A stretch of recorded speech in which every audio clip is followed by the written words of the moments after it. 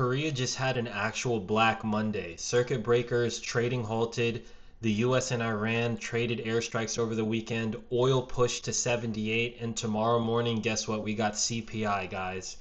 We're reading what actually happened today and what it actually means through the QQQ, SPY, and SMH. We'll look at the exact levels and what to expect going forward in this week.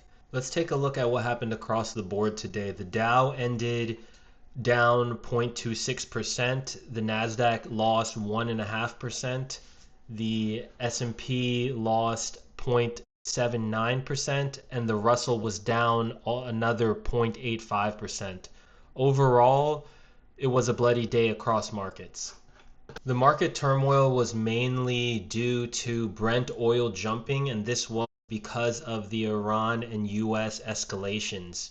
Seems like the war is far from past behind us, and we are going to continue to suffer from these escalations, and the blockade will remain intact. President Trump said that the U.S. Navy will halt any Iranian ships and customers using the Strait of Hormuz. He also demanded that the U.S. be reimbursed for protecting any traffic in the strait.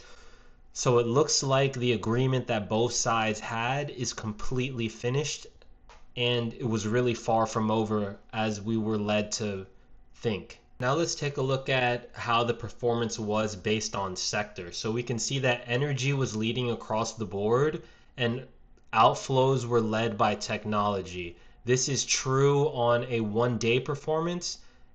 Technology is also lacking when we look at it on a week performance as well. Still up within the month though, so that's something to note, that we're not completely out the woods and tech is still within the game within a month. Taking a look at the QQQ without any levels and just the bear chart, we initially see that price is still within our pennant. Currently, price has been really coiling within this ascending triangle that we can see here.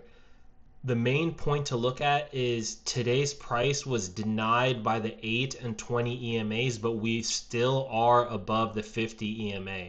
It would still be fair to say that higher lows are still in place. Here does seem to be a equal low, but the 711.74 is a higher low. CPI will determine if we're able to get back above 725. I really wanted to see the QQQ hold above 713 today though. Now let's take a look at the QQQ and the major levels that we should be concerned with. 713 is definitely the line in the sand that I want to see held, and more importantly, even so, 700 needs to be respected. If we lose 700, I'd expect to see QQQ come down to the low here in early June and get back towards the 685 level.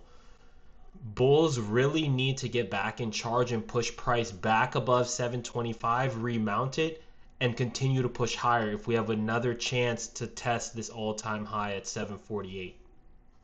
So remember, for this week, 725 is a must reclaim for bulls in order for the bullish trend to continue, because that would put us back above the 8 and 20 EMAs and the bull trend can continue with ease. If we lose 700 towards the downside, expect a test of 685. Now let's take a look at the SPY, the proxy for the S&P 500. Today's price respected the 8 EMA, so I'm very happy that bulls were able to keep us above that. We did spill minus 0.7%, so almost 1% down. But really, as long as bulls are able to keep price above all EMAs, the overall uptrend is still intact. Now let's look at the SPY with levels. Taking a look at the SPY's major levels that we must keep in mind, it was great to see us hold the 8 EMA. I really would have loved to see price hold above 750 and close, but 749.17 is right within the neighborhood, so I'll take that. We mainly want to see 750 hold going into the CPI print tomorrow, and this really gives us a chance to test all-time highs right at 760. I mean, we're literally within 2% of all-time highs, so the S&P 500 is looking a lot better than the Nasdaq. And this is mainly due to the SPY's diversification, unlike the NASDAQ, which is completely tech heavy and all tech. So in order for the bulls to keep the uptrend, in order 750 must be held. If 750 is not held, I'd expect a test at the 50 EMA is possible. We could drop all the way down to 730, especially if the 8 and 20 EMAs don't hold. We're in for some trouble at that point. Now let's take a look at the SMH, the semiconductor ETF. The first thing that you notice is price was unable to hold, and we closed below the 8 and 20 EMAs.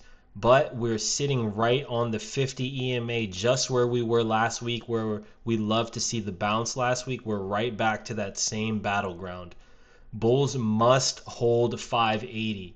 We've slipped all the way to 585. I would have loved to see SMH be able to defend the 600 psychological level, but that remains to be seen going into the CPI print. If we can get a cooler CPI inflation read, we could see a bounce back above the EMAs, both the 20 and the 8, and to test back above 615 is what I'd like to see. Taking a look at the main levels that we must hold, you can clearly see that 581 is a must hold. It also lines up nearly perfectly to the cent with the 50 EMA that currently sits at 580. Bulls must defend 581 and get a reclaim of 612, remount that, and then continue higher in order for us to have a chance for an all-time high retest. One thing to notice though is that there is an open gap here at the bottom of this candle. This reads at 658. If you play it at the bottom of the box, really the gap must be filled at 668.